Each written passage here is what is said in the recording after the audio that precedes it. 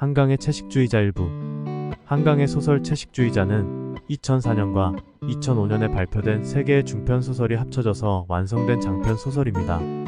그래서 1부 채식주의자, 2부 몽고반점, 3부 나무 불꽃으로 나누어져 있으며 이는 각각 다른 이야기일 수도 있고 연결된 이야기로도 볼 수 있음을 의미합니다. 연결된 이야기로 본다면 1부 채식주의자는 주인공 영애의 남편, 2부 몽고반점은 형부, 3부 나무 불꽃은 언니의 시선으로 영애를 바라보는 상황이 서술되어 있습니다. 일줄거리.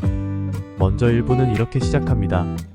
영애의 남편인 나는 그녀가 평범한 여자였기에 아무 부담 없는 것이 마음에 들어 결혼을 했습니다. 나의 컴플렉스도 그다지 신경 쓰지 않았습니다.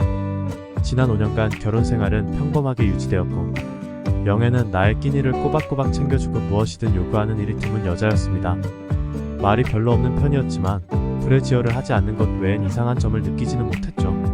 어느 날 아내가 육식을 거부하기 전까지는 말입니다.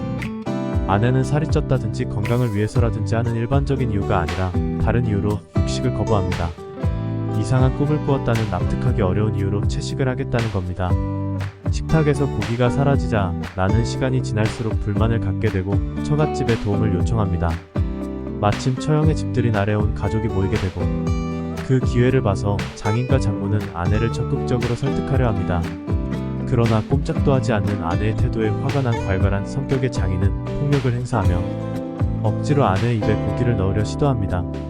그 과정에서 지나친 폭력을 당해 흥분한 아내는 칼로 왼쪽 손목에 자해를 하게 되고 피범벅이 된 아내를 동서가 재빨리 지혈한 덕택에 병원에 입원시킬 수 있었습니다. 입원한 아내를 간병하다 잠이 든 사이 그녀는 사라집니다.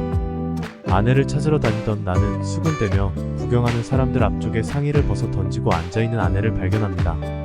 사람들을 해치고 아내 앞으로 다가간 나는 그녀의 오른손에 쥐어진 죽어있는 작은 동박새를 보게 됩니다. 그 동박새는 이빨로 물어 뜯겨져 있었습니다. 이 남편의 역할 및 태도. 일부에서 영애의 남편인 나는 편안함으로 선택한 아내로 인해 오히려 극단적인 불편함을 경험하게 됩니다. 왜냐하면 처음부터 나의 편안함은 그녀에 대한 사랑이나 애정의 바탕에서 형성된 것이 아니라 가부장 제도라는 사회적 억압의 효과로 얻어진 것이기 때문입니다.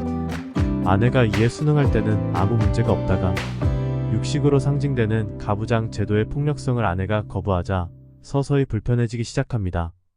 마침내 장인의 폭력을 정점으로 아내가 자해를 통해 이를 해결하려 하자 나는 견딜 수 없는 상황이 되고 맙니다. 사랑이 없는 나는 항상 타자였으므로 처음부터 영애에 대한 사회적 억압을 당연시하며 고통받는 아내를 이해하거나 도와주려는 시도를 할 생각조차 하지 않습니다. 결국 나는 사회적, 개인적 폭력의 동조자이며 방관자라 할 수 있습니다. 3상징들. 가부장제로 대표되는 사회적 억압의 중요한 상징으로 등장하는 것은 브래지어와 아버지의 폭력입니다. 먼저 브래지어에 대해 살펴보자면 브래지어를 탄생시킨 것은 여성의 가슴을 성적 대상으로 규정하고 감춰야 하는 관습적 태도를 강요한 근현대 남성 권력입니다. 원시 사회나 원시 부족 지역에서 여성의 가슴은 감춰야 하는 대상이 아니었습니다. 하지만 오늘날 우리는 이유도 모르면서 여성들이 브래지어를 착용하는 것을 당연하게 여기고 있고 거부하는 그녀들에게 선택권이 있다는 사실을 인정하기 어렵습니다. 영애의 남편 역시 마찬가지입니다. 이런 일로 충돌할 정도는 아니지만 타인의 시선을 의식하며 그녀의 행동이 마음에 들지 않습니다. 영애에 대한 아버지의 폭력은 어렸을 때부터 행해졌습니다. 영애의 폭력을 가한 이유는 드러나 있지 않지만 영애는 유교적 질서에서 엄부로 등장하는 캐릭터가 가한 폭력에 순응해온 것으로 보입니다. 결혼에서도 온순하지만 유사한 캐릭터를 가진 남편에 대해 아무 말 없이 참고 살아갑니다. 하지만 어느 날 남편이 재촉하는 소리에 언 고기를 썰다가 손을 베게 되고 부러진 칼 조각이 들어간 불고기를 먹던 남편이 폭발적으로 화를 내자 모든 것을 깨닫게 됩니다. 그녀가 손을 베었다는 사실에는 관심도 없는 남편이나 어린 영애의 고통은 무시하고 폭력을 행사했던 아버지나 똑같이 그녀를 사랑하지 않았고 관심조차 없었습니다.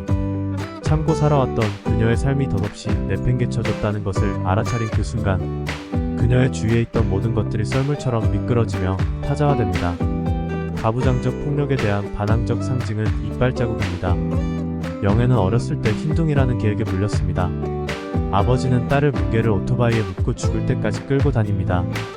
패서 죽이는 것보다 고기가 더 연해진다는 이유에서죠.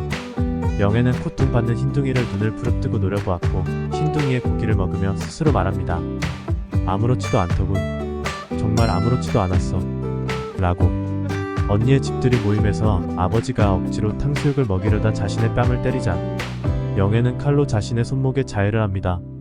입원한 병실에서 사라진 영애가 브래지어 없는 가슴을 드러낸 채 오른손에 쥐고 있었던 것은 이빨 자국이 난 작은 동박새였습니다.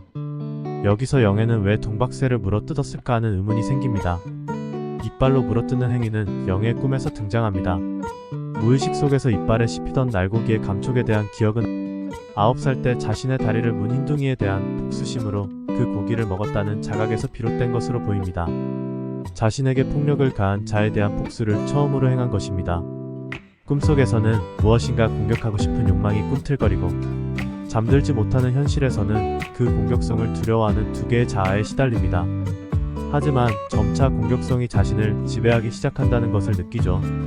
아버지와 남편으로 대표되는 가부장적 폭력에 대한 저항으로 사회적 억압을 포함하여 자신에게 강요된 모든 것에 대한 거부의 몸짓으로 그녀는 자신보다 약한 동박새를 물어뜯는 것으로 정신적 탈출을 시도합니다.